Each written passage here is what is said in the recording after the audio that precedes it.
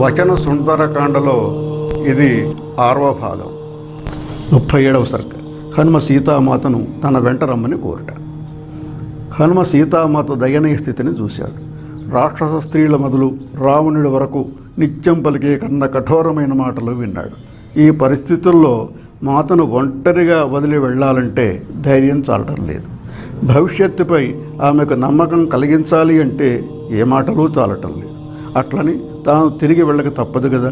వెళ్ళిన తర్వాత రాక్షస బాధలు తట్టుకోలేక సీతామాత ఏ అఘాయిత్యానికైనా పూనుకుంటే ఇంతవరకు సాధించింది వ్యర్థమే కదా అనిపించింది. వెంటనే ఒక ఆలోచన వచ్చింది. దాన్నే మాత ముందుంచాడు. అమ్మా, నీవు ఇంతగా చింతించవలసిన పనే లేదు. నా వీపు పైన అధిరోహించు. ఈ క్షణమే నిన్ను శ్రీరాముని వద్దకు చేర్చగలను. ఆనాడు వామనుడు త్రివిక్రముడైనంతగా తన శరీరాన్ని పెంచి చూపించాడు.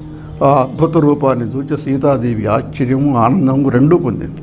హనుమ, నీవంత వాడబట్టలో సందేహం ఏమున్నది? నీ శక్తియుక్తులు అనుపమానం. ఆ విషయంలో ఎవరికీ ఎటువంటి అనుమానము అక్కరలేదు. సూర్యుడు ప్రకాశాన్ని గురించి, సముద్రం లోతును గురించి ప్రత్యేకంగా చెప్పవలసింది ఏముంటుంది గనక?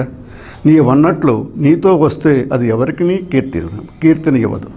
రావణుడి కన్నా శ్రీరాముడే దొంగ అని అనరా? అదీగాక నేను భర్తను తప్ప ఇతరులను అంటను. నీవు పుత్రసముడవే అయినా నీతో రావటానికి నిరాకరిస్తున్నాను. అపహరించి తెచ్చే వేళ రావణుడు నన్ను తాకే తెచ్చాడు. అప్పుడు రక్షకులైన రామలక్ష్మణులు నా చెంత లేరు.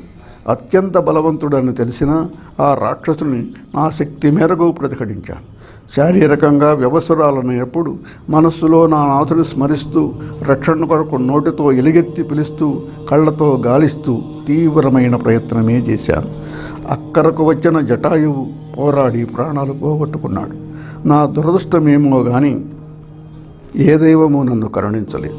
విధి వంచితనై నిర్దాక్షిణ్యంగా క్రూర రాక్షసుల పాలైన భార్యను అపహరించి తెచ్చిన దైత్యుని ఎదిరించి విజయాన్ని సాధించి తన సొత్తును స్వాధీనపరుచుకోవటమే ప్రభువు తగిన చర్య కానీ దొంగతనంగా దూతను పంపి తీసుకుని వెళ్ళటం ఎక్కడి రాజనీతి? త్రిజగదేక వీరుడు రాక్షస కులాంతకుడు అయిన శ్రీరామచంద్రుడు శత్రుమోకను తునుమాడి వీరోచితంగా నన్ను తీసుకుని వెళ్ళటమే ధర్మము, ప్రశంసనీయము అన్నది. హనుమ తన తొందరపాటును తెలుసుకున్నాడు. సీతామాత, నీవన్న మాటలు నీ శీల సంపదకు మచ్చు తనకలు. ఇంతటి దుఃఖంలోనూ ఈ విధంగా మాట్లాడటం అన్నది శ్రీరామపత్నిపైన నీకే చెల్లింది. ఇక నేను వెళ్ళటానికి అనుచేయం. ఏదైనా అనవాలుగా ఇస్తే దాని స్వామికి సమర్పిస్తాను అన్నాడు. ఆ మాట వినగానే ఒక ఆత్మీయుడు దూరం అవుతున్నందుకు సీతామాత కన్నీటి పర్యంతమైంది. హనుమ, ఒక్కరోజు ఇచ్చట గడిపి వెళ్ళరాదా అన్నది. ఆ దంపతులకు మాత్రమే తెలిసిన కొన్ని ఉదంతాలను అభిజ్ఞానంగా చెప్పింది.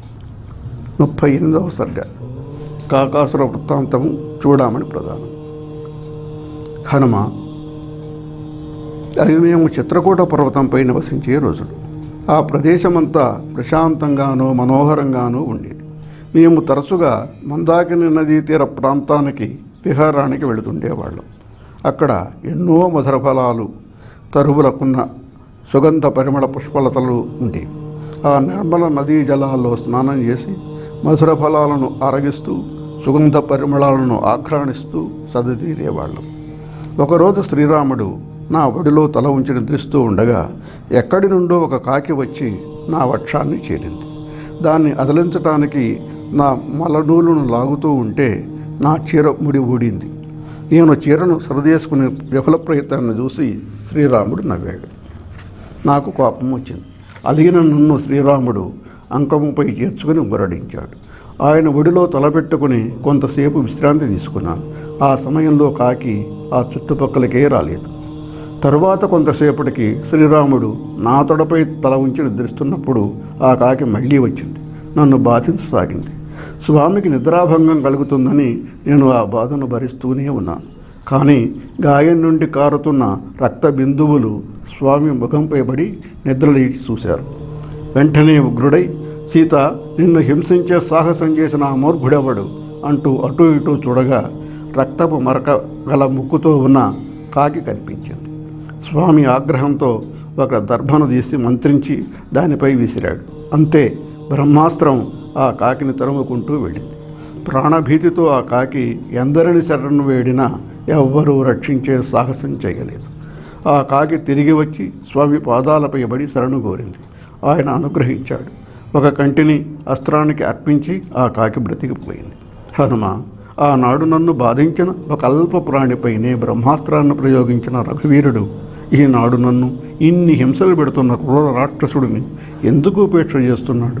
నా ఊహ కూడా అందకుండా ఉందే అని బాధపడింది. అగ్ని వాయువుల వంటి శ్రీరామలక్ష్మణులు నన్ను కనికరించడం లేదు అంటే నేను అనుభవించవలసిన పాపకర్మల ఫలితం ఇంకా మిగిలి ఉన్నదేమో అనిపిస్తున్నది. దాన్ని కూడా పూర్తిగా అనుభవించి తీరాలి కదా. హనుమ, ఏ స్త్రీకైనా పుట్టింట అత్తింటానే జీవితం గడిచిపోతూ ఉంటుంది. కానీ నా విషయంలో మాత్రం జీవితం ఎన్నో మలుపులు తిరిగింది. కాలం ఎన్నో అనుభవాలను చవిచూపించింది. అయోనిజగా జనక మహీపతికి దొరికి జానకిగా పుట్టింట పొందిన ముద్దు విరిపాలు పెళ్లి చేసుకుని అత్తింట అడుగుపెట్టి కొత్త కోడలుగా అయోధ్యలో నిర్వహించిన బరువు బాధ్యతలు, తండ్రి మాటకై శ్రీరాముడు అడవికి బయలుదేరే వేళ భర్తను అనుసరించి వచ్చి ఆయనతో పంచుకున్న కష్టసుఖాలు, మాయలేడి మోహంలో పడి ఒంటరిగా మిగిలి రాక్షసుని పాలై లంకలో అనుభవిస్తున్న అగసాట్లు తలుచుకున్నప్పుడు ఇంతకుముందు ఏ స్త్రీ జీవితమైనా ఇన్ని వంకర్లు తిరిగి కడగళ్ల పాలైనట్లు విన్నామా అనిపిస్తుంది. నా విషయంలోనే విధి ఎందుకు ఇంతగా చెలగాటమాడుతున్నదో ఆ భగవంతుడికే తెలియాలి. రాముడు ఇచ్చిన గడువులో ఇంకా 2 నెలలు మాత్రమే మిగిలి ఉన్నాయి. కానీ నీవు కల్పించిన ఆశతో ఒక్క నెల మాత్రము జీవించగలనేమో అనిపిస్తున్నది. ఆ మరుక్షణమే నాకు తుది క్షణం. ఇది నిశ్చయం హనుమ అని చెప్పింది. అని శోకాకులయ్యి నోట మాట రాక కొంగున ముడి వేసుకున్న చూడామణిని తీసి కళ్ళకద్దుకొని ఆనవాలుగా హనుమకిచ్చి, హనుమ, దీన్ని చూడగానే శ్రీరాముడు తన తండ్రిని, నా జననీ జనకులను తలుచుకుంటాడు. ఇంతకాలం పదిలంగా ప్రాణ సమానంగా దాచుకున్న దీన్ని నీకు ఆనవాలుగా ఇస్తున్నాను. హనుమ, ఈ సందర్భంలో ఇంకొక విషయాన్ని కూడా స్వామికి గుర్తు చేయి. ఒకనాడు చెమటకు నా నుదుటి తిలకం చెదిరిపోయింది. అది గమనించిన స్వామి అక్కడే ఉన్న మణిశలను అరగదీసి నా నుదుటికి బదులు బొగ్గన చుక్కగా దిద్దాడు. అది ఒక మధురానుభూతి. అటువంటి మధుర క్షణాలు మా దాంపత్య జీవితంలో ఎన్నని చెప్పగలను. గతాన్ని తలుచుకుంటూ వర్తమానాన్ని వెళ్ళదీస్తున్నాను. భవిష్యత్తు నీ మీదే ఆధారపడి ఉంది. సాగుకు సిద్ధమైన నాకు బ్రతుకుపై ఆశ కలిగించావు.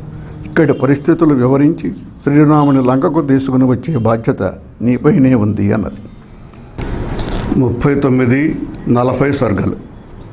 హనుమ, నీవెన్ని చెప్పినా నాకు ఒక సందేహం లోపల తొలుస్తూనే ఉంది. నీవు సమర్థుడివి గనుక 100 యోజనాల సముద్రాన్ని దాటి లంకకు రాగలిగావు. శ్రీరామ లక్ష్మణులు కానీ సుగ్రీవుడు ఇతర యోధులు కానీ ఈ సముద్రాన్ని ఏ విధంగా దాటగలరు, లంకకు చేరగలరు అని సీతాదేవి అడిగింది. హనుమ ఒక్క క్షణం ఆలోచనలో పడ్డాడు. వెంటనే, అమ్మ, నీకు ఆ సందేహమే వద్దు. సముద్రాన్ని దాటటం అనేది ఒక సమస్యే కాదు.